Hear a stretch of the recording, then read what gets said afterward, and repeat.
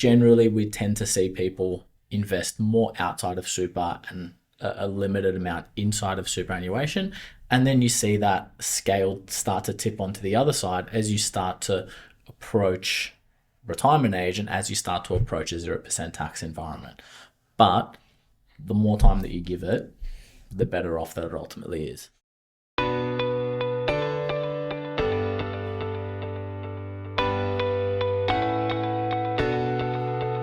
Welcome to 360 Money Matters, where financial planners Billy and Andrew talk all things financial planning. This podcast aims to increase your knowledge and confidence with all things money. Each week, they will cover topics such as investing, cash flow, budgeting, saving, passive income, debt management, and much more, so you can live a life on your terms without limits. Hello and welcome back to another episode of the 360 Money Matters podcast. I'm Billy and I'm joined by my co-host, Andrew. Bill's back again. Andrew, we are back again. Favourite time of the week in, week out, 150 something odd episodes. What are we up to now? So much that we've lost count. No, we do. We get pretty excited at this time of week and looking forward to talking to everybody about our topic today. It's an oldie, but a goodie. Yeah. Andrew, what are we talking to everybody about today? Good old superannuation. Good old superannuation. Yeah, so we're going to talk about, what's super, how do I boost it? And why do I actually boost my superannuation? Is there a purpose for it? Where do we start, Billy? Look, I think it's such a timely topic. There's a lot of awareness around superannuation, but I just think with a little bit more education, like there's this, when you talk to people about this sort of stuff that maybe aren't as well informed, there's this big aha moment that just, which is the reason why that when we talk to clients, I guess superannuation is one of the things that's pretty much consistent across the entire conversation.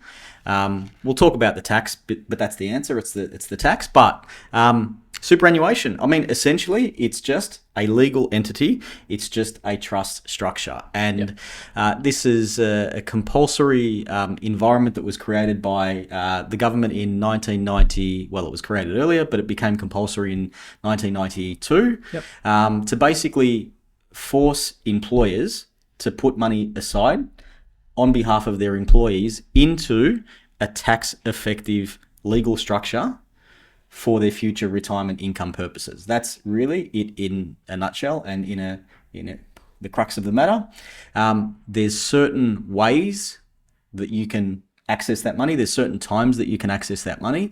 There's certain amounts of money that you can put in. So it is restrictive to a certain extent, and it's done on purpose. Because realistically, what you want to do is you want to get as much money into the system as you possibly can for as long as you can to then be able to compound and then provide enough retirement income where you don't put your hand out for government support, which if we've done our job properly, people don't fall into that position because you definitely want, if you can, you definitely want to earn more money than what you'd get from the government support system.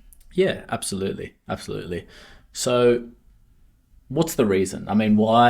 Why is superannuation such a, loved topic by financial advisors? Maybe not so much by the rest of the population until they actually speak to a financial advisor. But why is it such a powerful investment vehicle? Look, my mind goes to two things and two things only. One, it's the preservedness of the environment, meaning that, like I said before, once you put money in, there's only certain times and certain conditions that you can use to get money out. So what that does do is it kind of creates the environment and sets the foundation where, from an investment perspective, one of the best things that you can do is allow it to compound and keep it invested for a long period of time. So that environment basically allows you to put money in, forces your employer to put money in on your behalf, but then you can't touch it. So all of a sudden, away we go. It's in there for call it a working career, call it 40 years, right? Then the second thing, which is where I guess we seem to really drill this home when we're talking to people, is the tax effectiveness of it. So while we're in accumulation phase, it's taxed at 15%, both in income and earnings, although capital gains tax, if you've held it for longer than 12 months, that drops down by a third to 10%. But where it really starts to get interesting, and I kind of feel like we need like a drum roll machine or something like that. Once you start to access your superannuation, so you're in pension phase, and we'll talk about the accessibility around what that looks like, but the tax rate goes to 0%. Say that again, Bill. The tax rate goes to 0% on both earnings and income. Capital gains tax goes to 0 as well too. There's a few things around that. If your balance is higher than 1.9 million, that's not the case. But for anything underneath that, that's the case.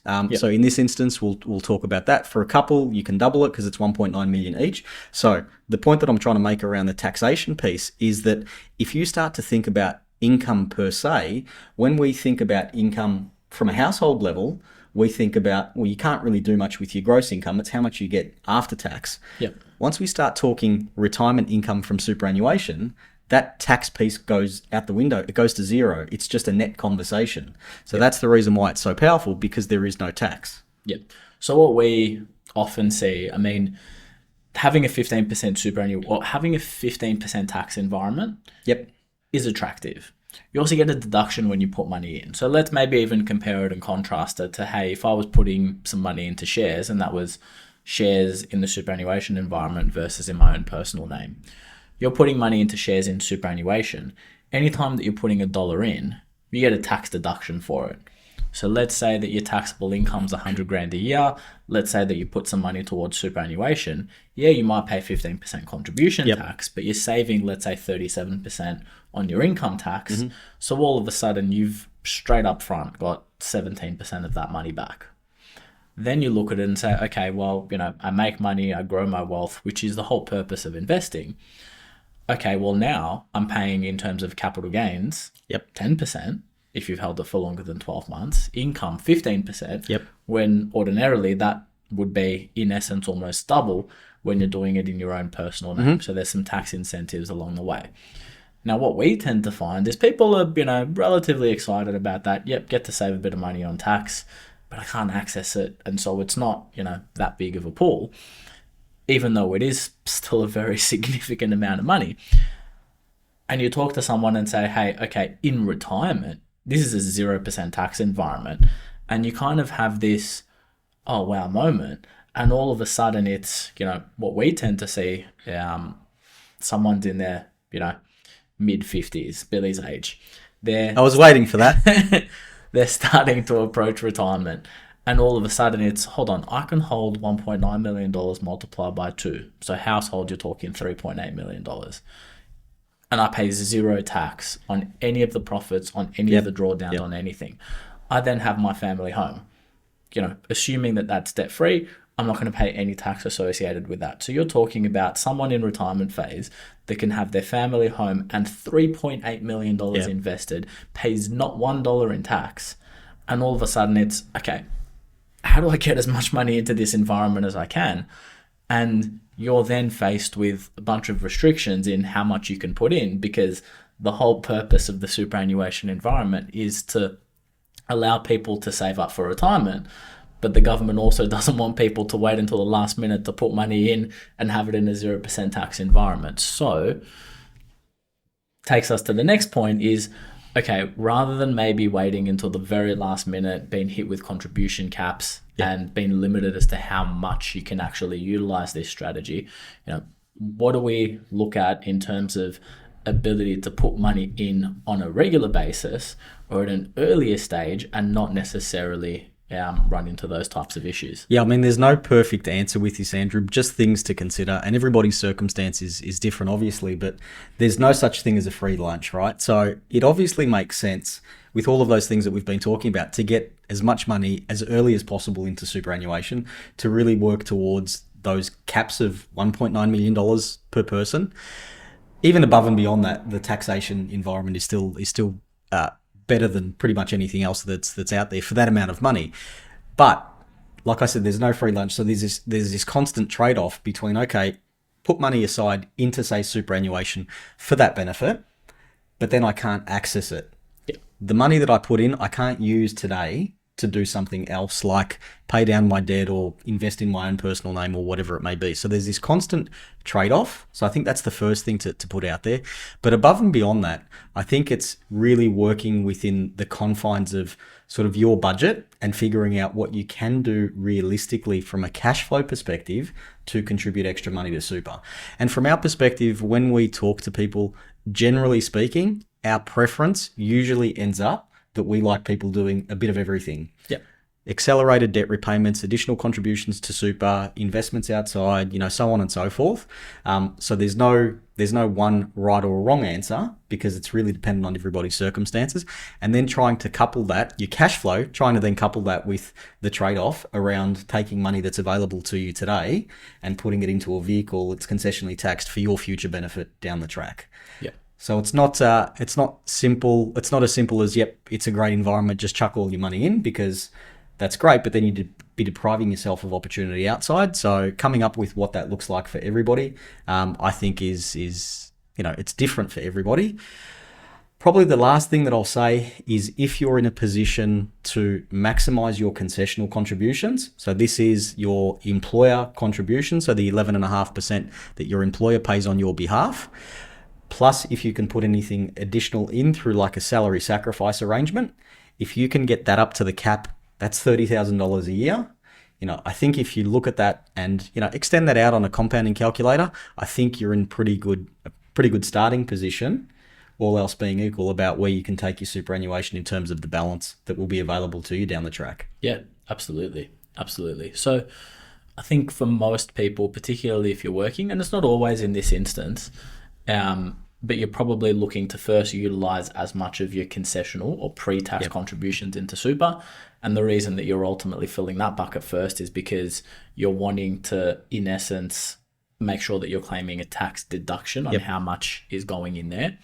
Now, you do need to be, a little bit careful, because let's say you're earning 70 grand a year, and let's say that you've got some catch-up concessional contributions. So looking back to contributions that you haven't looked or that you haven't utilized in the past, you putting $70,000 into your superannuation fund actually means that you're paying more tax than you need to, because you probably want to bring yourself to the point where you're tax-free threshold, so that $18,200, and then after you've brought your income tax to zero, any additional contributions into super are taxed at 15%, versus you're at a 0% tax environment outside of superannuation. So after you've utilized the bucket to bring your taxable income to zero, you're then normally looking at after-tax contributions into super, because after-tax contributions into super, you get no deduction for it, but you also pay nothing in terms of tax to go into the superannuation environment. And then they have their own caps as well as to what you can do there. Because you've already paid tax on the money.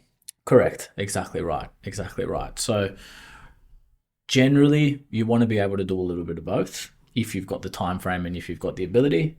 Sometimes you don't. Like, I'm having a meeting with a client tonight, and unfortunately, I don't want to say that you've left it too late, but you've left it too late. There's money that's sitting outside of superannuation, and so you're limited by how much you can put into superannuation, which means that you're needing to look at investments outside of superannuation and then slowly feeding them in within the caps in order to maximize the amount that's sitting in a tax-free environment. Yeah, it's really one of those interesting ones, Andrew, because we do see that all the time, that, generally speaking, when you start to approach, you can see the light at the end of the tunnel in terms of being able to access your superannuation. That, if it hasn't already gone off already, the light bulb kind of goes off and goes, oh, geez, tax-free, I'm not that far away. Let's try and get everything in. And then all of a sudden it's contribution limits, and it's like, oh, geez, we're stuck here. How do we get more money in?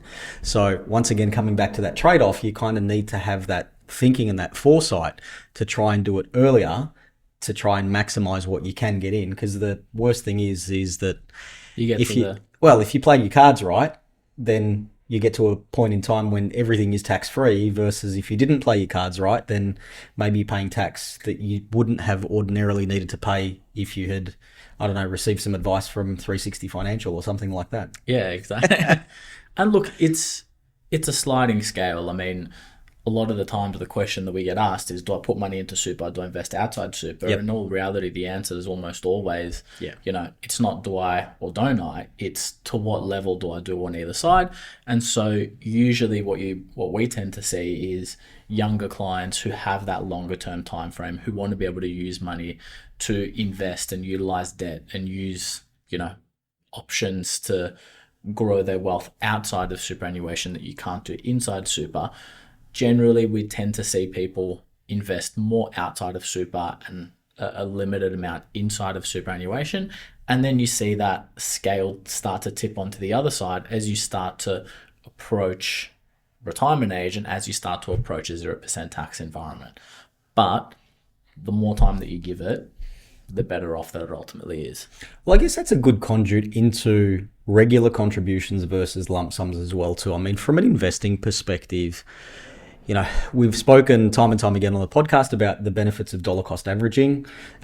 If you do that, you're going to get the moving average of the market, as opposed to if you're putting in lump sums, I guess, you're always running the risk that you're buying in too much at the wrong time. Yep. So if you can kind of drip feed those bigger amounts in preparation for your eventual retirement and working within the caps, I think mathematically from a rate of return perspective, generally speaking, that will work out better. Yeah, absolutely. Yeah. Andrew, speaking of lump sums, what's some of the other stuff that we can talk about? Non-concessional contributions, downsizer contributions. What are some of the things that we can think about? Yeah, so we've spoken a little bit. I mean, your caps in terms of, and this is maybe where it gets a little bit complicated, but you've got pre-tax contributions, so concessional, that's capped at $30,000 a year. So that's your 11.5% from work. Correct. And that's salary sacrifice arrangements. Correct. Yep. All of that needs to be at $30,000. Yep. You can look back. So provided that your superannuation balance is under $500,000, you can look back and say, okay, last year I didn't use the cap of 30, I only used 15. Well, then I can do another 15 on top of my 30 this year. Yep. And you can look back 5 years. Mm-hmm. So that takes you in terms of your pre-tax contributions. Your after-tax or non-concessional contributions, they're limited to $120,000. Yep. So you can put $120,000 after tax, but you look forward, mm-hmm. and you look forward 3 years. Don't know why it's 5 years back, 3 years forward. It doesn't... Keeps us in the job, Andrew. Exactly right. There's a lot of complexity, unfortunately, with it. So you can bring forward 3 years. So, Yep. Okay, I'm going to put 360 this year, but nothing for the next 2 financial years. Then you've also got things like downsizer contribution. So you downsize a family home. Now there's certain restrictions as to, needs to be a family home for a certain period of time and all of that. But if you downsize your family home, you've also got the ability to take some of the difference. So the difference between your property that you sold and the property that you purchased, the difference in price, you can take that and use that to go towards superannuation contributions, which don't affect all of these caps. So there are ways to be able to add lump sums into your superannuation and take advantage of, okay, number one, what's going to yield the best outcome from a tax position? Yep. And number two, what's the quickest way that I can drive money into superannuation if I need to at the very end? Yeah, and just on those downsizer contributions as well, Andrew, probably a couple of things. So eligibility age, you have to be over the age, so 55 or older. Yep. The house needed to be owned by you or your spouse for 10 years before the sale. Yep. And you can put in $300,000 each, that doesn't then impact any of those other 2 caps that you were talking about as well too. Yep. So this is really an opportunity to try and, look, in Australia, generally speaking, I've been saying that a lot, I need to find a different word, but generally speaking, we're asset rich and cash poor. A lot of our wealth is tied up in our family home. So this was designed as a mechanism for those people to try and sort of downsize, as the name suggests, their family home, maybe move into something smaller because the kids are off their hands, but extract some of the value that's tied up in the family home and put it to work so it can provide income. Whereas if it's tied up in your family home, unless you're doing something, interesting like renting out a spare bedroom or a bungalow out the back, you're generally not earning any income on your family home. So this is a way to be able to do that as well too. So a really smart initiative for those people that are in that position. It can work quite well to give your superannuation balance just that nice little kick. Like I said, $300,000 each. Yeah, absolutely. Absolutely. And then look, normally some of the questions that we get asked after that is, okay, yeah, we've worked out a strategy. We know exactly, what we want to do with our superannuation. And we're not going to go into too much detail on this because it's probably an episode in itself. But then the next question is, how do I actually decide on the right type of superannuation fund for me? I mean, there's a million different options out there, and there's different ads. There's, so much going on in terms of marketing to try and attract you towards a superannuation fund. So how do you even just go about selecting the right super fund for you? Like, do I go down to self-managed super fund, see the ads around industry super funds? I mean, what forms part of the selection process? Funny, Andrew, before we turn the microphones on, we're actually talking about vehicles, right? Because we're talking about this, we have to upgrade our cars and bits and pieces. They're starting to fall apart. How do you decide what type of car that you drive? It's sort of a similar type of question. Anyway, before I go on a completely different tangent, look, you're absolutely right. There's a whole range of different considerations, and it seems like the whole environment around superannuation just seems to, from a really smart marketing perspective, go towards cost. Yep. Now, cost is very important, don't get me wrong, but some of the features and the benefits that are inside that fund or that option is critical. Let me give you an example. I'm dealing with a business owner who is in the process of purchasing the property that they rent for their business, so he can have an asset, or him and his wife can have an asset that's growing alongside everything else. So in this instance, they need a self-managed super fund in order to achieve that, because it's not available in any other vehicle. Yep. And he wants to use the money that they've got in superannuation to contribute towards that. So that there is an expensive exercise. The actual cost of the building itself is not huge. The setup costs, by the time you take everything into consideration, is going to be fairly large in comparison to the cost and the balance that he's got in there. So if you look at that on paper, that would not make any sense mathematically because the costs are too high. Yep. But it's what he wants to achieve, and that's the vehicle that he needs to do in order to do it. So that's just one example around, there's more to meets the eye than just, hey, it's just the cost associated with it. I mean, in this instance, it gives him control of the property that he's operating out of. It gives his business certainty in terms of rental increase, rental costs. It gives his business certainty around the security around the lease, about, hey, I don't have to worry that when my lease is expired, the landlord's going to kick me out. So it's all of these things that we start ticking off. Plus it gives him capital growth down the track, and also the ability to borrow and leverage to help get into that asset as well too. So just in that instance, that makes sense entirely for his circumstances, but someone else may look at it and go, well, geez, this costs X amount of thousands of dollars to set up. I'm not going to do it. Yeah. So it depends on your situation, 100%. Depends on what you're trying to achieve, and depends on ultimately what your strategy is. That will determine what the right product for you is. Yep. Yeah. 100%. And also what's the strategy that sits behind it as well too, right? Yeah, exactly right.